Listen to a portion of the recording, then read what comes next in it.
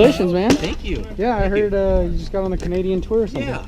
Well, is that right? I'm playing there. I'm traveling all around Canada. You've already competed in tournaments and stuff? I've gone 8 of them. How'd you do? I've made 4 of 8 cuts. And the ones that you're making the cut, do you cash? I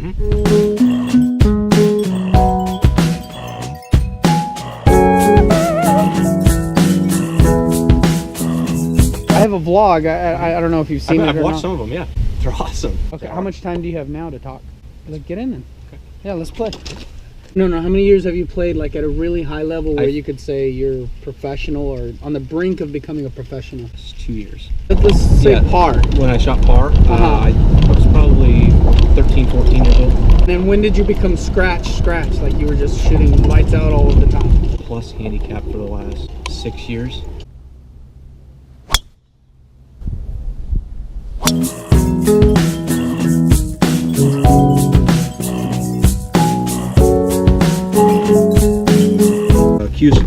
Q school, and they take the top 16 guys out of a field of 156. And I went to a 4-man playoff for 1 spot. Okay. For that, and birdied my second playoff hole and got my card. So that was probably the biggest putt of my life. I had about a 8-foot downhill putt, and I knew it since I hit my card. I sunk it. And it was like drained.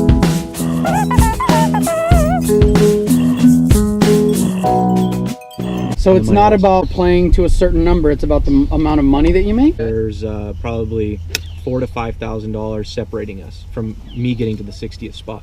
Say I finish 10th in a tournament, I think 10th in a tournament gets like 12 grand or something like that. Okay. I jump up all the way just like that, and all of a sudden I'm in 40th, 50th place.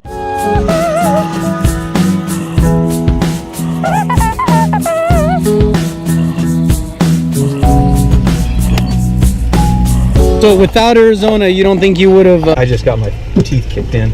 And what do you mean teeth kicked in? You guys were just beating you, or you weren't? I wasn't playing my ability. I wasn't confident in myself. It was a combination of everything that I think mentally got me ready to go to Q school. You need to lose to get better. Edison invented the bulb, right? The light bulb, and he said, I didn't fail 10,000 times. I figured out how not to do it 10,000 times.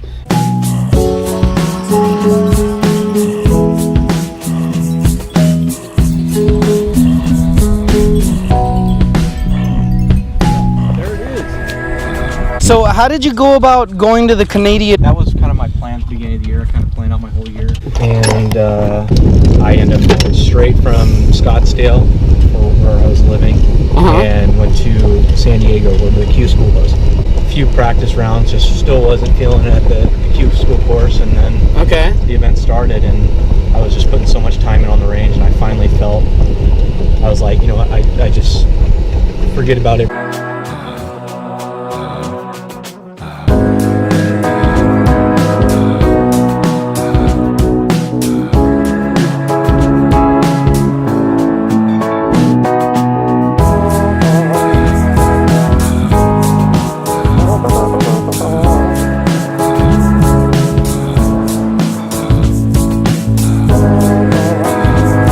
Forget about your time in Arizona. You got to put bad shots behind you and move on. And 4 very good rounds together in Q school, and ended up getting my card. So Mike, if you were struggling that much in Arizona, why was it that you decided? Was it just because you had already charted it and you said this is what I'm going to do, or? Yeah, this is my plan. You're not at your best all the time. Right. Most of the time. Most of the time, exactly. Yeah, I would say, yeah. So, and the only way you can learn is getting out to play.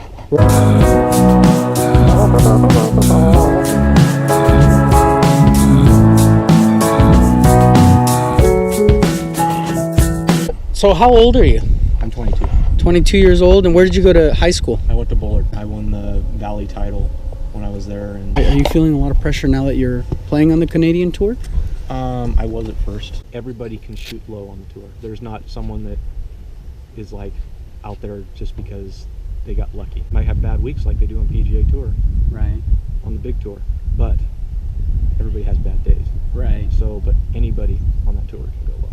So it's fun to see really low scores every week because you got to do it too to make the cut. Like in Arizona, You said that would be like the single A. So then you go to the double A. What changes? Is it the length, or is it the short game, or is it the mental, or more years of experience?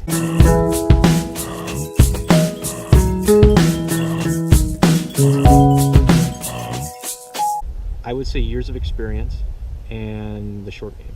I've noticed a lot of guys with the short game are very good out there. Okay. And when I say experience too, I'm probably one of the younger guys out there. I don't think there's anybody younger than me, actually.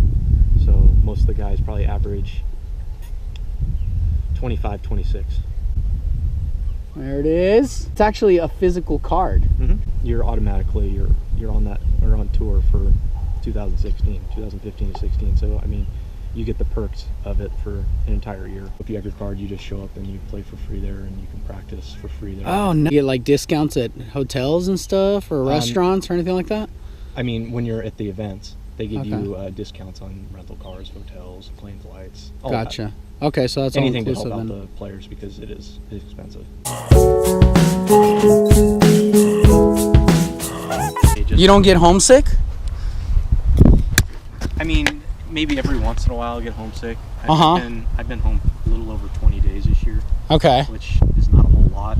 Yeah. But usually when I'm coming home, it's about time to come home. So I get my fill-in at home, and then I'm back off to doing work again.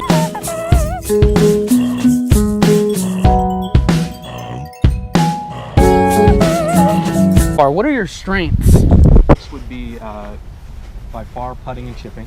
So that's always something I've been very strong with.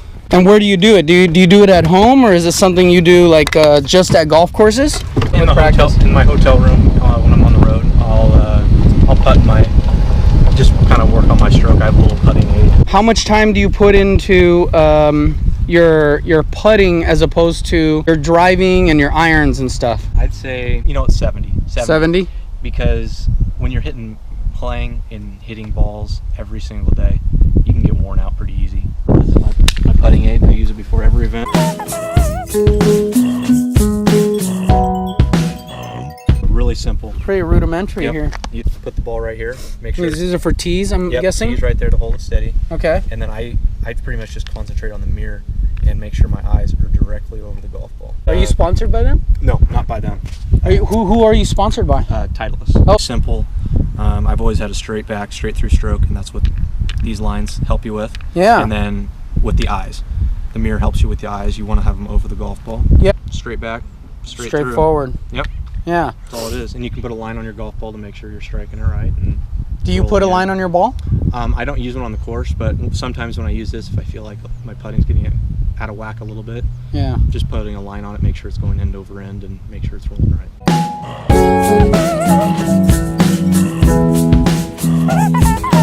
How was it that you got a sponsorship?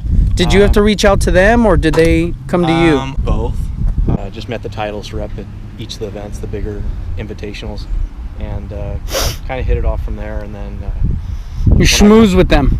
Oh yeah, I don't like calling schmooze. I just schmooze. Yeah, that's what it is, schmooze. Then when I made it to the USAM, played in the USAM, the same Titleist rep was there, and he's like, "Oh, okay, I mean, you're serious, he's serious. Right? He's serious, and he can play." And just from there, and then when I turned pro, I kind of let him know, sent him an email.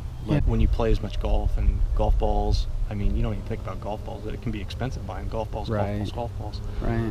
When they're given to you, I mean, it takes a lot of the cost out, really. Yeah. You have to, like, a monthly order? I contact the rep that I deal with, and usually it's once a month. Carry it with you? I mean, how many balls do you order once a month? When I order like a large order of golf balls, like they just sent me 6 dozen golf balls. What is your ball of choice? The X, Pro V1X. Pro V1X? Yeah. Ever since I kind of moved away and I'm in Canada and I don't know anyone, you got to get yourself out there. Now you're an extrovert?